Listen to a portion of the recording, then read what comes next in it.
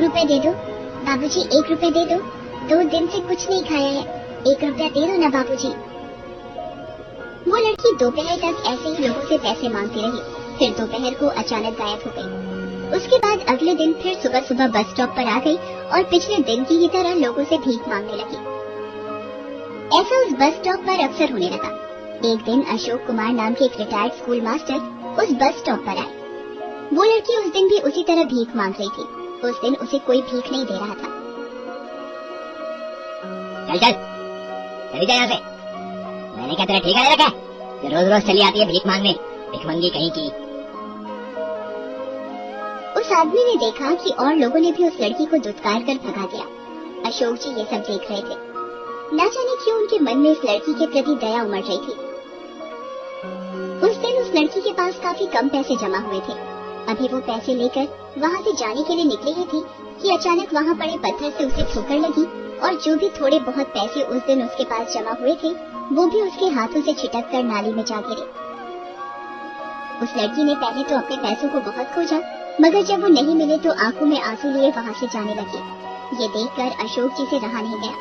वो उस लड़की के पास आए और उससे कहा, नहीं नहीं बेटा, रोते नहीं है। फिर उन्होंने सोचा,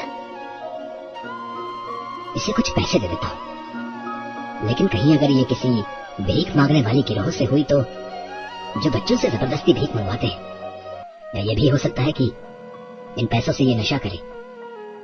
इस तरह पैसे मांगकर नशा करना इन जैसे बच्चों की आम बात है। ये सब सोचकर उन्होंने कहा, अच्छा बेटा, ये बताओ कि पैसे लेकर तुम क्या करोगी? इन पैसों का मैं खाना खरीदूंगी बाबूजी। कहीं ये झूठ तो नहीं बोल रही? चलो फिर मैं तुम्हें खाना ही खरीद देता हूँ। कहीं ये खाना फेंक कर फिर से भीख मांगने ना आ जाए, इसलिए कुछ देर यहीं रुक कर देखता हूँ। अगले दिन जब अशोक जी फिर से उस बस स्टॉप पर आए तो उन्हें फिर से वही लड़की दिखी जो लोगों से भीख मांग रही थी। उस दिन भी अशोक जी ने उसे खाना खरीद कर दे दिया। कुछ दिनों तक ऐसा ही चलता रहा। एक आध बार तो अशोक जी खुद भी अपने घर से खाना लाकर उस लड़की को दे देते थे।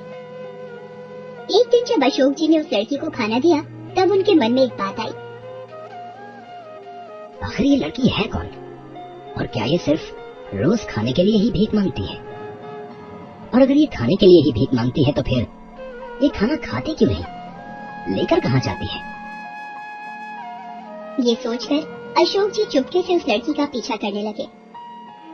वो लड़की वहाँ से निकलकर बस स्टॉप के पीछे बनी झुग्गी झोपड़ियों में जाने लगी। वो कभी इस गली में घुसती तो कभी उस गली में। हालांकि अशोक जी तेजी से उसका पीछा कर रहे थे, मगर एक गली में घुसकर वो लड़की गायब हो गई। धत रहेगी, इतनी मेहनत के बाद भी पता नहीं चल पाया। खैर कोई बात नहीं, आज नहीं तो कल इस बात से पर्दा उठा ही लूंगा मैं। अगले दिन अशोक जी उस लड़की को देने के लिए घर से ही बना खाना लाते हैं। ले बेटा, खाना खा ले। आज तो यही बैठकर क्यों नहीं खा लेती? वो बाबूजी, वो मैं खा लूंगी आराम से, आप चिंता मत कीजिए। तो फिर यहीं खा ले। देखो अभी खाना गर्म भी है, बाद में ठंडा हो जाएगा तो अच्छा नहीं लगेगा। मैं घर जाकर आराम से खा लूंगी बाबूजी, आप चिंता न कीजिए। इतना कहकर लड़की वहाँ से जल्दी जल्दी जाने लगी।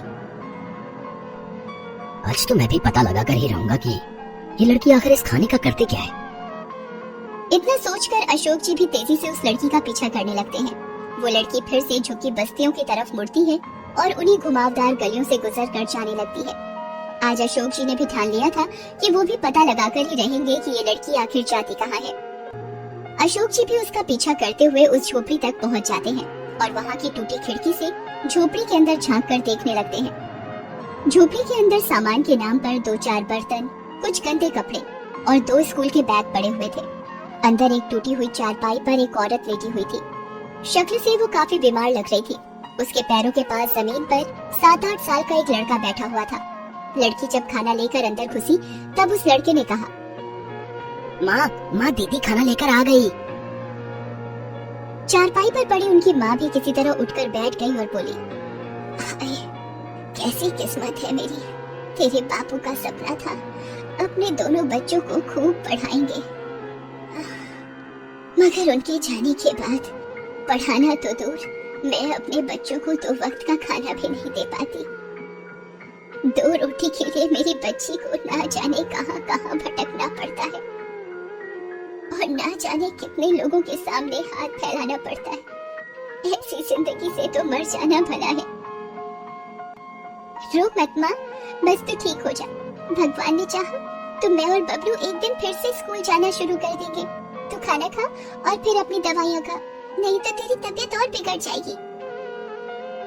फिर वो लड़की अपने हाथों से अपनी माँ और भाई को खाना खिलाने लगती है। ये देखकर बाहर खड़े अशोक जी की आंखें भर आती हैं। वो अपने आप को रोक नहीं पाते और झोपड़े के अंदर चले जाते हैं। उसे देखते ही लड़की अचानक खड़ी हो जाती है और कहती है, बाबूजी आप? मैं सब कुछ समझ गया हूँ बेटा, तुम्हें कुछ कहने की जरूरत नहीं। अरे वाह, तुम लोग स्कूल भी जाते हो? जाते थे मगर अब छोड़ दिया है बाबूजी। क्यों? पढ़ाई छोड़ने का दुख नहीं हुआ तुम्हें?